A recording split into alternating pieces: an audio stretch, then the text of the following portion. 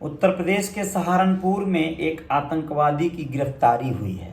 आतंकवादी कहना लोगों को बुरा भी लग सकता है, लेकिन आतंकवादी ही कहना उचित होगा, क्योंकि उससे बेहतर उपमा उसे और नहीं दिया जा सकता है। नमस्ते, अजय साहनी स्टार बोल रहा हूँ। रियल रिपोर्टर न्यूज के पेज पे आप सभी का पुनः एक बार स्वागत है। यूपी के सहारनपुर से एटीएस ने जैश-ए मोहम्मद यानी जेईएम और तहरीक ए तालिबान पाकिस्तान टीटीपी से जुड़े आतंकी मोहम्मद नदीम को गिरफ्तार किया है। यूपी एटीएस की पूछताछ में आतंकी नदीम ने बताया उसे जैश की ओर से बीजेपी से निलंबित प्रवक्ता नूपुर शर्मा की हत्या का टास्क दिया गया था।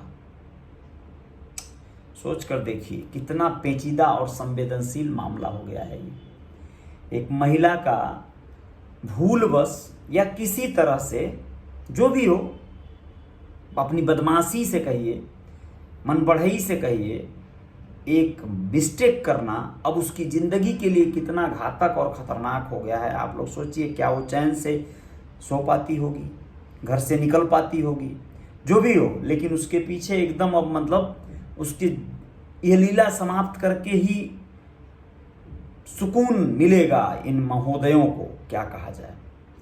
एटीएस का कहना है कि सूचना मिली थी कि गांव कुंडा कला थाना गंगोह सहारनपुर में एक युवक जेईएम और टीटीपी की विचारधारा से प्रभावित होकर फियादीन हमले की तैयारी कर रहा है, जिसके बाद युवक को पकड़ा गया। पूछताछ के बाद उसके मोबाइल को जब्त कर लिया गया है। 8 अगस्त को एटीएस नदीम और उसके छोटे भाई तैमूर को पकड़कर ले गई थी। पूछताछ के बाद तैमूर को एटीएस ने शनिवार को छोड़ दिया है। नदीम का बड़ा भाई इसरार देहरादून में रहता है। सूत्रों का कहना है कि वह जहां काम करता है वहां भी एटीएस ने छापा मारा है। आप लोगों को बताना जरूरी है कि यूपी एटीएस के अधिकारी ने बताया कि आतंकी मोहम्मद नदीम तहरीके तालिबान आतंकी संगठन के सैफुल्ला, पाकिस्तान में जो है ये सैफुल्ला है, से फियादीन हमले की तैयारी करने के लिए सोशल मीडिया के जरिए ट्रेनिंग ले रहा था। वह किसी सरकारी भवन या पुलिस परिसर या फियादीन हमला करने की फिराक में था। नदीम को अफगानिस्तान और पाकिस्तान में सक्रिय जैश-ए मोहम्मद और तहरीके तालिबान पाकिस्तान के आतंकवादी स्पेशल ट्रेनिंग देने के लिए पाकिस्तान बुला रहे थे। वह मिस्र के जरिए सीरिया और अफगानिस्तान जाने की भी योजना बना रहा था। यूपी एटीएस की पूछताछ में पता चला है कि नदीम जेईएम और टीटीपी की विचारधारा से प्रभावित होकर फियादीन हमले की तैयारी कर रहा था। आतंकी के मोबाइल से 72 पन्नों का एक पीडीएफ भी मिला है, जिसका शीर्षक एक्सप्लोसिव कोर्स फियादीन फोर्स है। उसके फोन से पाकिस्तान और अफगानिस्तान के जेईएम और टीटीपी के आतंकियों के साथ चैट के अलावा वॉइस मैसेज भी मिले हैं। एटीएस सूत्रों के अनुसार नदीम पाकिस्तान जाने के लिए अपने पिता को कई बार कह चुका था, लेकिन पिता हमेशा इनकार कर देते थे। उसकी व्हाट्सएप चैट से राजफाश हुआ है कि पाकिस्तानी आतंकी संगठन उसे पैसे देने का भी लालच दे रहा था। ऐसे तमाम युवा हैं जो इस तरह की विदेशी ताकतों के चंगुल में फंस गए हैं और वह लोग समझ नहीं पा रहे हैं, अपने जीवन को बर्बाद होने से रोक भी नहीं पा रहे हैं।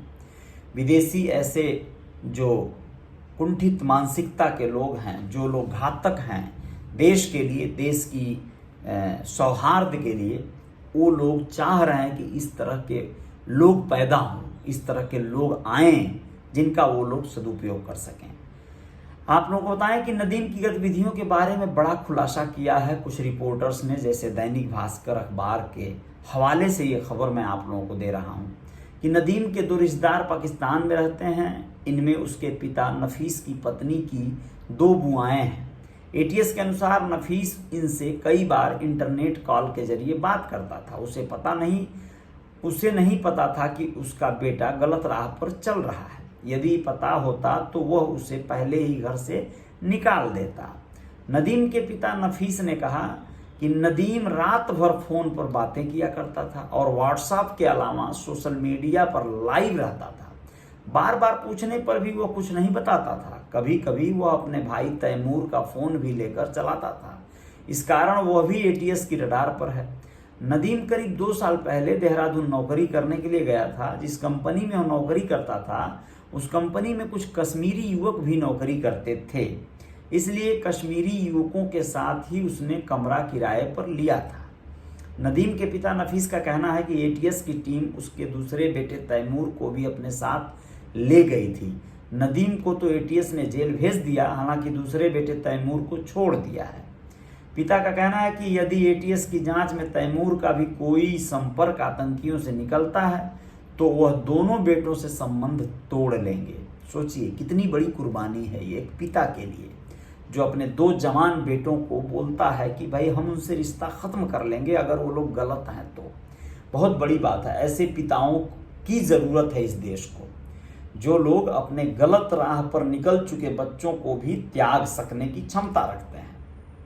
नदीम का नाम आतंकी संगठन से जुड़ने पर गांव वाले परेशान हैं। उन्हें विश्वास नहीं हो रहा है कि नदीम अपने देश के खिलाफ साजिश रच रहा था। ग्रामीणों ने बताया कि नदीम किसी से दोस्ती करना पसंद नहीं करता था, वह अधिकतर चुप रहता था।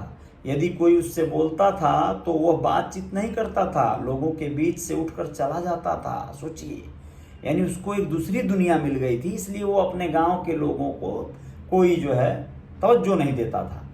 नदीम मूल रूप से सहारनपुर के सरसावा के गांव ढिक्का कला का रहने वाला है। उसका परिवार 40 साल पहले गंगोह के कूड़ा कला में शिफ्ट हो गया था। पिता नफीस बताते हैं कि उनके ससुर का कोई बेटा नहीं था, ऐसे में उनके ससुर ने उन्हें कुंडा कला बुला लिया था, तभी से वह यहाँ रह रहे थे। नदीम 8वीं तक पढ़ा है, कब वह आतंकी संगठनों के संपर्क में आया उन्हें कुछ पता ही नहीं। खैर जो भी हो, होता है ऐसा, नहीं पता होता है, लेकिन दुखद पहलू है कि जो माता पिता कुछ देर से अपने बच्चों की गतिविधियों को जानते हैं फिर वो अपने बच्चों से हाथ धो बैठते हैं, इसमें कोई संदेह नहीं है। जय जयकार जारी रहेगी। कुछ और खबरों के साथ आते हैं आप लोगों के बीच, क्योंकि ये खबरें बहुत ज़रूरी हैं आप सबको बतानी, जो आज मैं बताने जा रहा हूँ। राजनीति के ऊपर कुछ ऐसी खबरें बताऊँगा जो इंदिरा गांधी के ज़माने से कहीं ना कहीं आप लोगों के संज्ञान में डालनी है, और ये जोरदार खबर है। जय जयकार जारी रहेगी। जय हिंद, जय भारत।